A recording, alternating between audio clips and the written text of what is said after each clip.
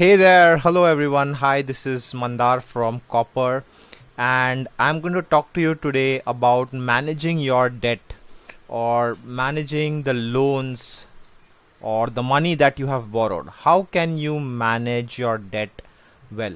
Well, first, let's understand whether you should borrow money or not, right? Whether it's borrowing from your friends, family, or from a bank, right? Should you borrow money? So there are times where you don't have sufficient income to make a down payment for a purchase. For example, you want to buy a car, you don't have enough savings. You want to buy a house which is very expensive, right? So let's say an apartment, 80 lakhs, 1 crore upwards. Again, you don't have that much savings to put all the money down and pay upfront, right?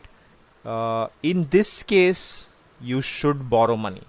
But if the amount is very small in terms of making a purchase, let's say taking a vacation, for which you would require, let's say, 25-30,000 rupees. For that, you should not borrow money, not take a personal loan, right, and go on a vacation, right? It's not a good idea to borrow money for needs or things that you want which are personal in nature or are having a very small amount which you can pay upfront, right?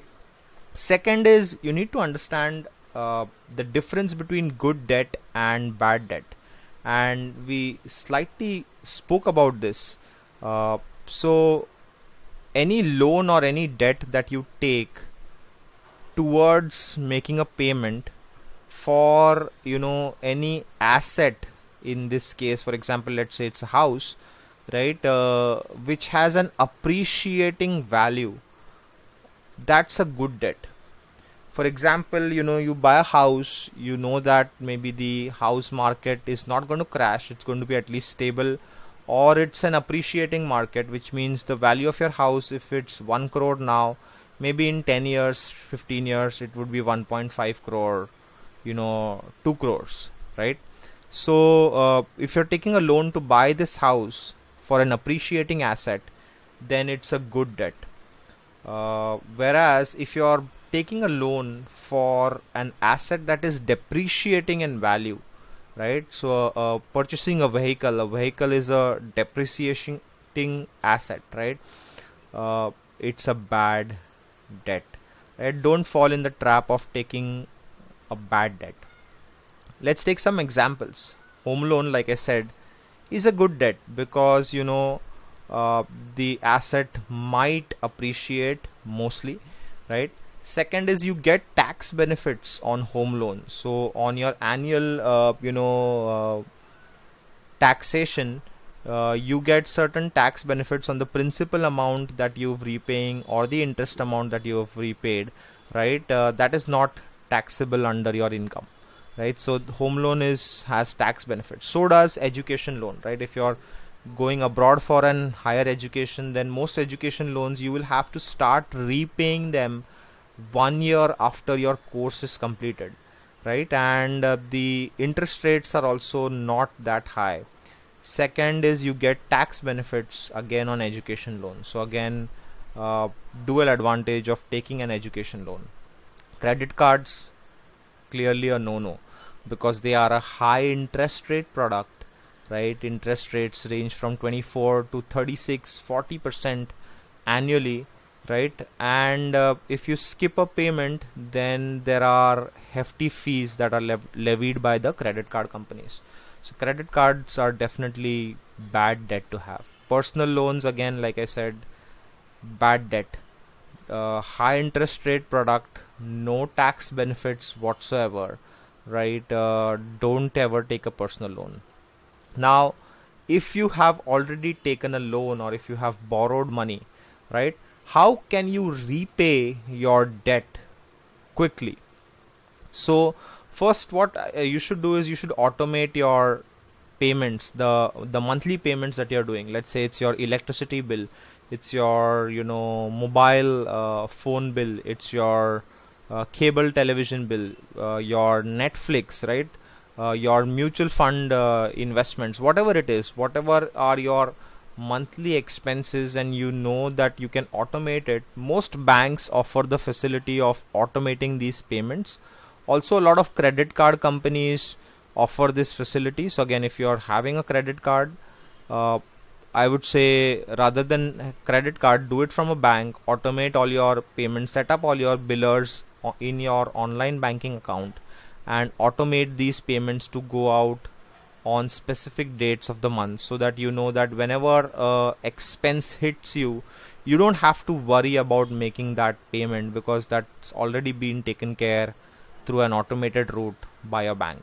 Second is pay off debt with high interest rate, right? Again, credit card debt has high interest rate, personal loans have high interest rate, right? So if you have taken have multiple such debt products, then look at the debt products that have a high interest rate, right, and start paying off those as quickly as possible. And third is pay as much as possible, which means don't keep your credit card bills on a revolving basis, right?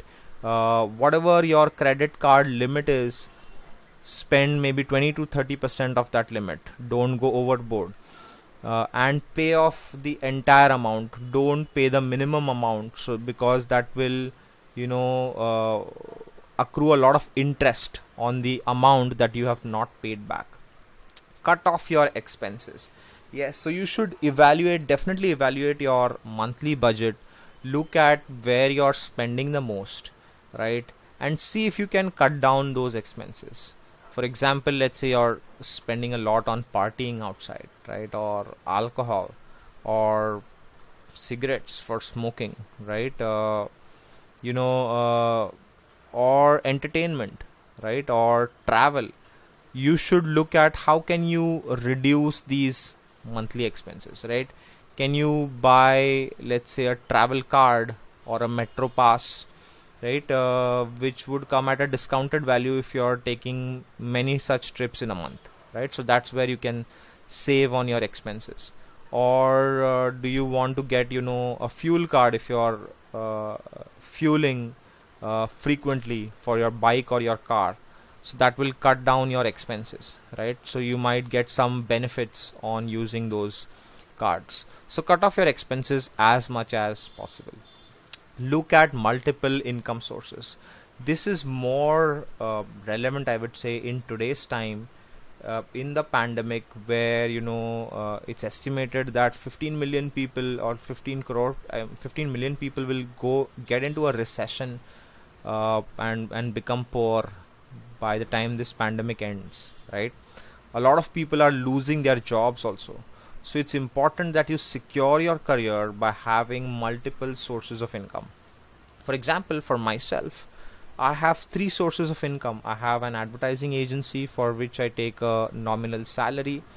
I have as a director. Then I'm working for Copper. Here you're watching my video, and that's where I get also paid, as a chief revenue officer.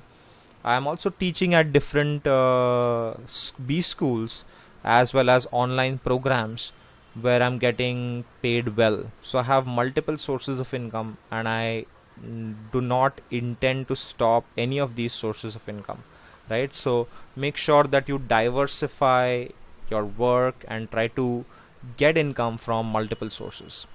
Stop use of credit cards. Now this is an extreme case, I would say, but avoid a credit card, right? Especially if you don't have the habit of paying off your credit cards on time and paying off your credit cards fully.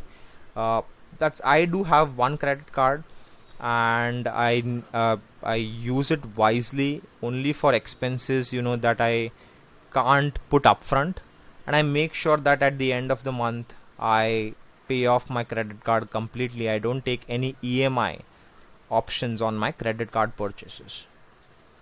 Negotiate interest rates on credit cards. Yes, if you want to cut down your debt or pay your debt quickly, if you are taking a credit card, then you should always be in a position from whoever, whichever bank or whichever credit card company you're taking the credit card, negotiate, ask what the interest rate is, and try to negotiate on the annual interest rate.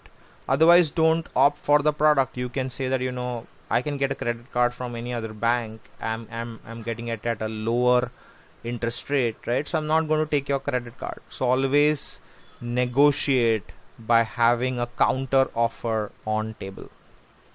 Use your bonus to pay off bad debts. Now, slightly difficult in this time where most of you might not get a bonus, but if you do get a bonus from any source of income, right, use that annual bonus which you get to pay off any bad debt.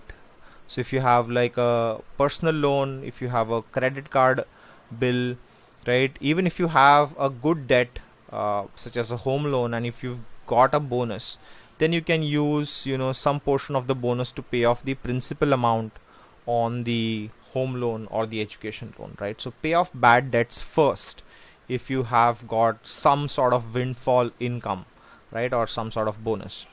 Get rid of expensive habits, right? Habits is what makes a man. So if you cultivate good habits, cultivate habits that are not expensive, right? Try to be as minimalistic as possible, right? So I'm a teetotaler. I don't drink, I don't smoke, right? I don't have any of these expenses on a monthly basis. Maybe the only expenses that I have is taking a couple of vacations every year, right? And that's not a habit, but I would say, if you have bad habits that are sucking out money from your pocket, then get rid of these expensive habits, right? That's it for now. For more such content on financial planning, stocks, mutual funds, visit copper.in. Also sign up for our app on copper.in, where you can plan for your finances and take control of your financial health. Have a good day.